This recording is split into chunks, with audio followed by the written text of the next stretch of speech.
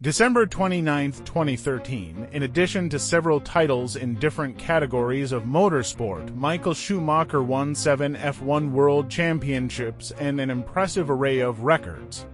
Few names in elite world sport arouse such admiration as Schumacher. He is a true legend of world motorsport and a giant in the world of Formula One, considered by many to be the best driver of all time. However, Schumacher has not been seen in public since he suffered a terrible accident while skiing in 2013. 10 years after the accident, Featured Story looks back at a decade of uncertainty. On December 29, 2013, F1 champion Michael Schumacher suffered a tragic accident that would irrevocably change his life.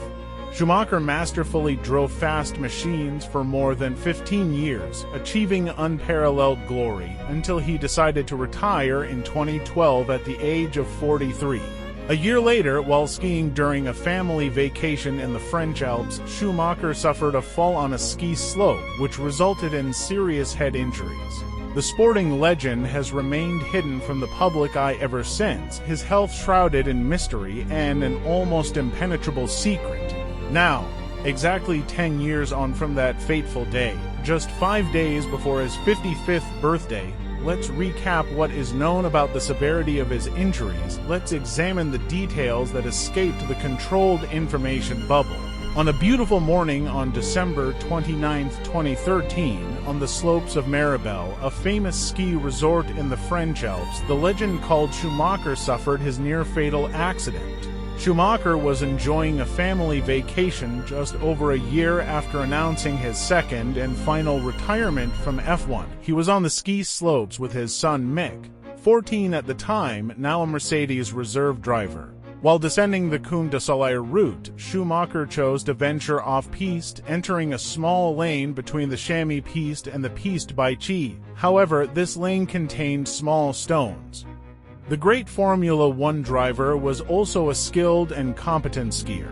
He even held a race named after him in the Italian resort of Madonna di Campiglio, where Ferrari organized its annual winter retreat.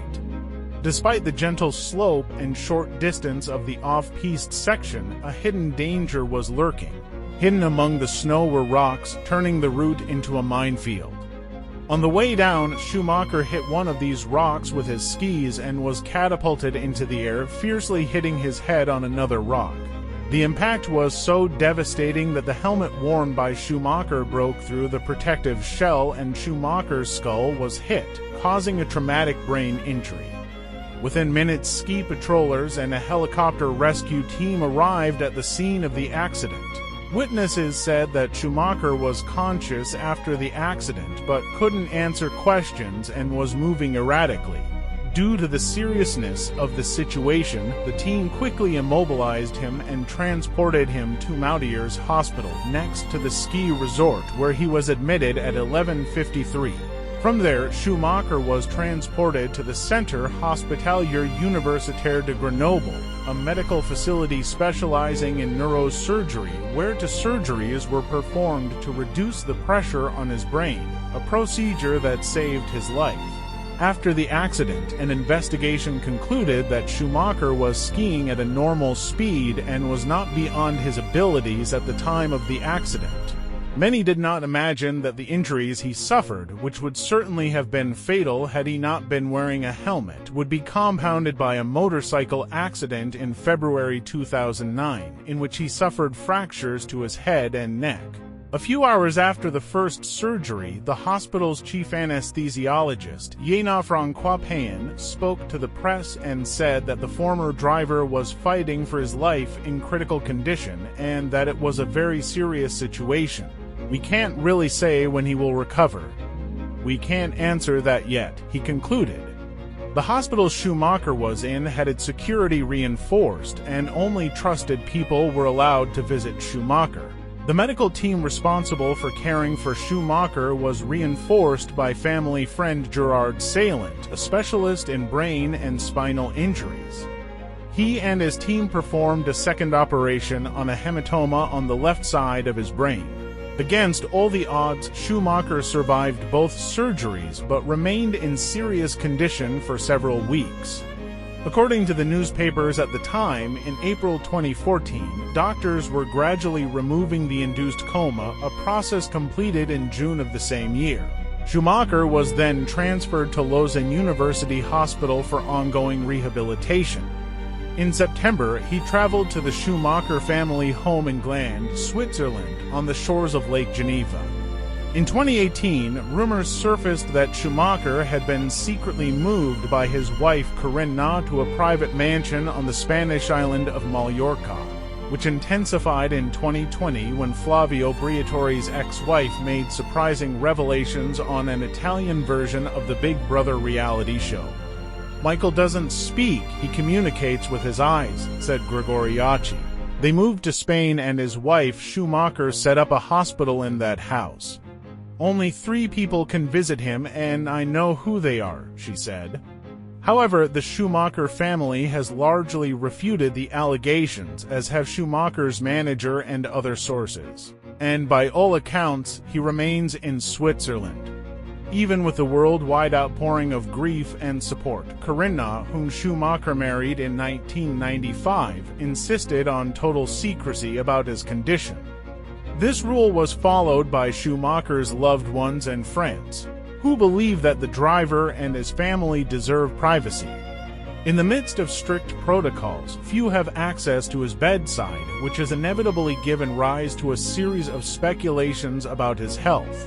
According to businesswoman Sabine Kem, who works for the Schumacher couple, several clandestine attempts to see Schumacher were made a few days after the accident. In one of these attempts, she says that a journalist disguised as a priest tried to gain access to Schumacher's hospital room under the pretext of giving him a blessing.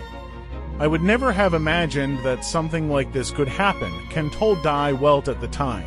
There was also the case of stolen medical records and the photo of €1 million from inside the family home.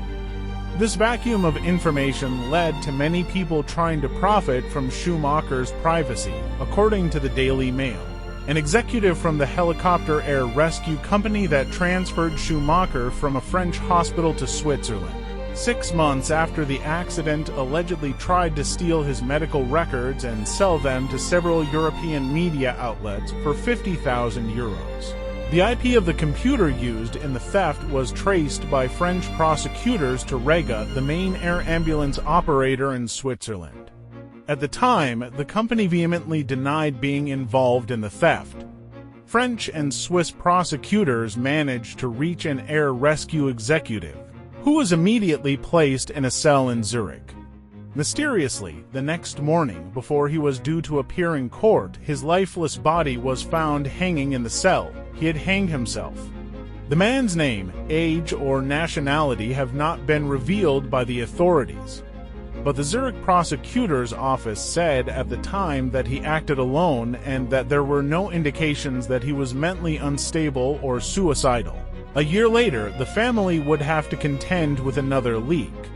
An unidentified friend with unrestricted access to Schumacher's house managed to take a photo and smuggle it out.